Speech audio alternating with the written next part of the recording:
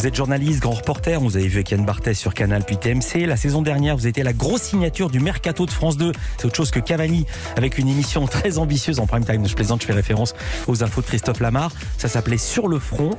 Émission au pluriel qui ont donné lieu, mais pas seulement à un ouvrage. Il s'appelle Journal de guerre écologique. C'est chez Fayard. Pourquoi ce vocabulaire martial sur le front, journal de guerre? Vous imaginez qu'un gilet pare-balles et un casque lourd, vous êtes un reporter de guerre frustré? Mais écoutez, je pense que ce qui se passe aujourd'hui sur le terrain, c'est effectivement une nouvelle guerre mondiale. On le voit, il y a des fronts qui s'ouvrent un peu partout sur la planète. Et la question environnementale, la question écologique devient effectivement une guerre au niveau mondial. Il y a des gens d'un côté qui essayent de protéger ce qui peut encore l'être, de sauver ce qui peut encore l'être, de proposer des solutions. Et puis de l'autre, il y a des puissances industrielles, politiques, des groupes qui détruisent l'environnement, qui détruisent les animaux. Et c'est ce conflit qui se retrouve un peu partout sur notre planète que j'ai voulu raconter. C'est une très très bonne métaphore, la guerre, parce qu'il n'y a pas non plus les bons et les méchants. On a reproché au président Macron d'utiliser le vocabulaire de la guerre contre le coronavirus, et on disait non, il n'y a pas deux camps. Par exemple, au Costa Rica, vous en parlez dans le livre, et c'était dans le sujet que vous avez montré, vous avez trouvé des pêcheurs de requins-marteaux, qui est l'espèce de requin la plus menacée, donc la plus protégée.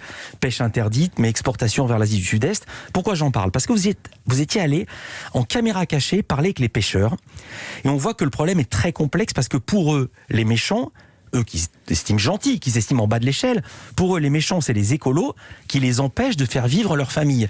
Donc oui. C'est plus complexe que ça. Bien sûr, c'est plus complexe. C'est pour ça que dans ce livre, à chaque fois qu'on enquête sur un scandale environnemental, on va voir les gens qui sont à l'origine de ce scandale environnemental. On va voir les braconniers, on va voir les industriels du charbon, parce que je pense qu'il faut absolument parler à tout le monde, y compris à ceux qui causent les dégâts. Et puis, ce qui est intéressant avec la guerre écologique, c'est que c'est aussi une guerre contre nous-mêmes. C'est-à-dire que on doit se battre contre notre propre mode de vie auquel on est habitué, avec qui nous procure le confort dans lequel on vit aujourd'hui. Et c'est ça peut-être la partie la plus difficile, c'est de mener ce combat contre nous-mêmes.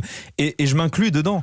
Il y a beaucoup de choses contre lesquelles je lutte. Par exemple, vous allez plus au ski? Non, je continue à aller au ski. Vous voyez, par exemple, voilà. Ça peut être un très bon exemple. Ça peut être aussi le plastique. J'essaye de diminuer, de supprimer le plastique le plus possible dans ma vie. Le plastique, on n'a pas le choix parfois. Alors, mais le ski, on peut ne pas y aller. On n'a pas le choix de le plastique, mais il y a quand même des choses qu'on peut supprimer et qui sont difficiles. Non, je veux dire, on le fait tous, mais c'est un très bon exemple. Le ski, vous pourriez ne pas y aller. Le ski, je pourrais ne pas y aller, effectivement. Et alors, qu'est-ce que vous dites quand vous prenez votre forfait? Alors bon, j'y suis quand même pas allé depuis quelques temps. Ça doit faire 2-3 ans que j'y suis pas allé. Et effectivement, il faut réussir à peut-être modérer certains plaisirs qui font du tort à l'environnement. Alors, je sais pas si le ski est le meilleur exemple parce que je connais pas, pour être tout à fait honnête, l'impact écologique du ski, donc je préfère pas parler de quelque chose que je connais pas, mais il y a plein d'autres exemples. Ça peut être sur nos comportements alimentaires, sur notre manière de nous déplacer. Par exemple, Philippe, vous le savez, je prends beaucoup l'avion pour les reportages, pour faire les reportages. On sait que l'avion pollue, donc il faut à un moment faire un équilibre entre ce sur quoi on va réussir à faire avancer avec les reportages et la pollution dégagée par les avions qu'on prend. Sauf que parfois l'avion, vous n'avez pas le choix. On parle de guerre, on est content de vous voir ici en chair et en os, j'ironise pas. Il y a un militant écologiste du Sea Shepherd qui vous a donné ce chiffre. Chaque année dans le monde, il y a entre 200 et 300 défenseurs de l'environnement qui se font tuer, 80 journalistes. Vous avez peur parfois ?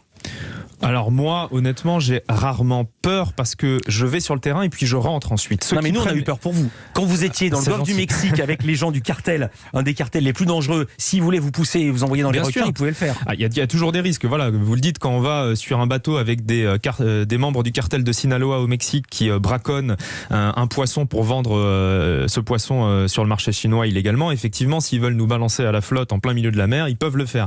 Il y a toujours des risques, mais ceux qui prennent les vrais risques, ce sont les gens qui restent sur le terrain, qui vivent sur le terrain et qui toute l'année sont au contact des gens dangereux. Nous, c'est vrai qu'on va en reportage et puis on rentre ensuite, donc le risque est quand même beaucoup plus modéré.